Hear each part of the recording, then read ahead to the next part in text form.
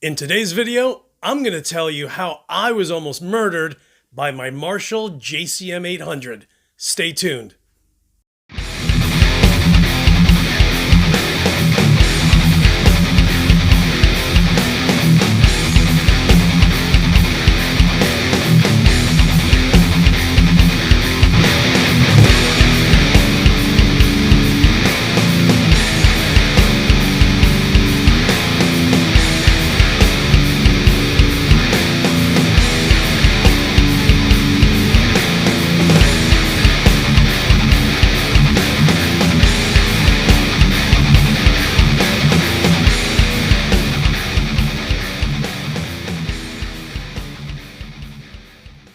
What is up, you masters of the universe? It's your boy Luis Torres, and earlier today, I decided to crack open my 1987 JCM 800 and decided I'm going to go ahead and change out the 12AX7 tubes, which is this guy.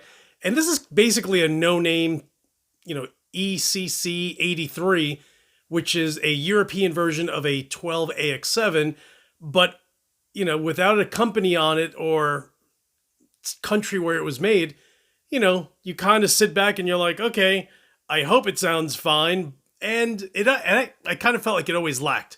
So in comes the Tungsol 12AX7. So I threw this guy on there, and the 1987 JCM 800 comes with three. This is the 50 watt. So it's the 2204.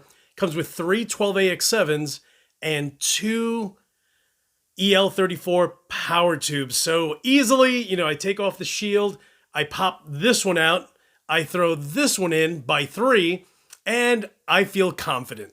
And I'm like, let me just go ahead and bias my my power tubes.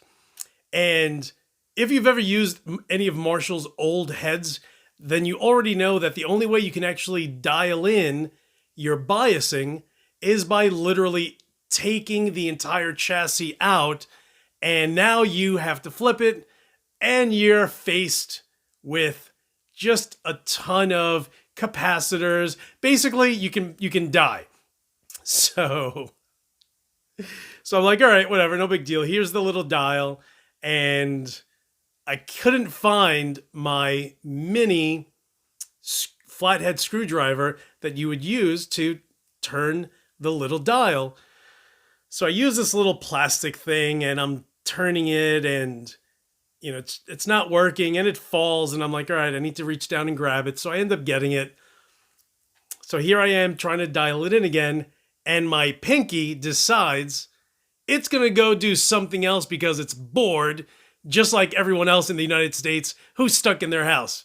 And when I went to turn it, little pinky, little pinker right here went under the board. Dude, I got the shock of my life. I pulled my hand out so fast, and literally in a fraction of a second, I felt the current hit my wrist. And by the time I pulled off, it had gotten to my elbow, and my entire elbow to my fingertips were just numb and just felt weird. And you could just tell that it had gotten cooked just a hair, just enough where I can feel certain spots just felt really weird and awkward. So for those of you who have amplifiers where unfortunately you have to pull out the chassis, flip it, and work with death. Just bring it to your shop and pay them $25 to just go ahead and bias it.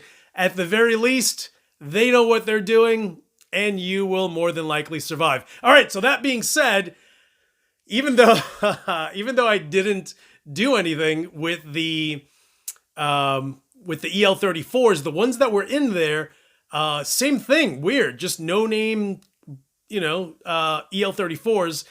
So they actually sound great, and it turns out that all I really needed to do was change the 12AX7 preamp tubes.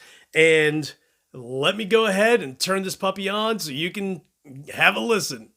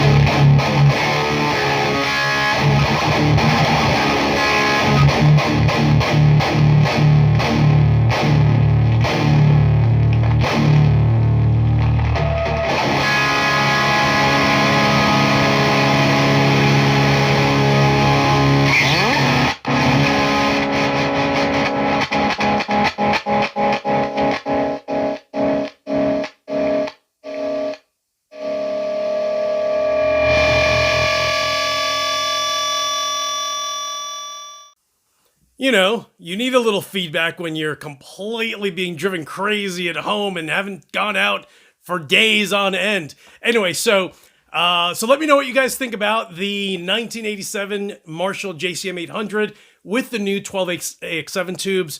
I think it sounds infinitely better than it did before. You know, who knows how old those, preamp tubes were that were in there.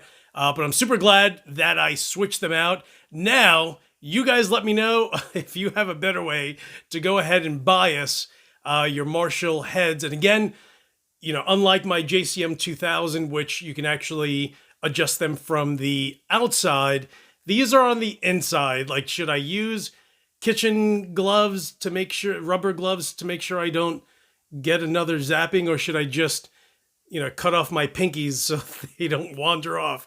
All right, guys. Hey, listen, thank you so much for watching. Leave a comment below if you have any idea on how I should go about biasing my EL34 tubes. I actually have the bias controller that you put in the on the shoe, right? And then you put the tube on there, and then you set it up with your multimeter. Like, I have that, but this little guy, as I'm trying to adjust the bias, is crazy. And here's another thing for all you guys that are EEs out there. The JCM800 only has one bias dial. One. And yet there are two power amp tubes. Wah, wah. I don't know what to do. Let me know. Again, this is the first time I ever did it, and I've already come close to killing myself. If you guys have seen Final Destination, you know what's next. Again, guys, thank you so much for watching. Hit the subscribe button if you haven't, jerk. And I know you haven't. Does it say subscribe? Then you haven't subscribed. If it says subscribed, then you're the man. And thank you so much for watching. Guys, I will leave you with, I'll tell you the name of this band.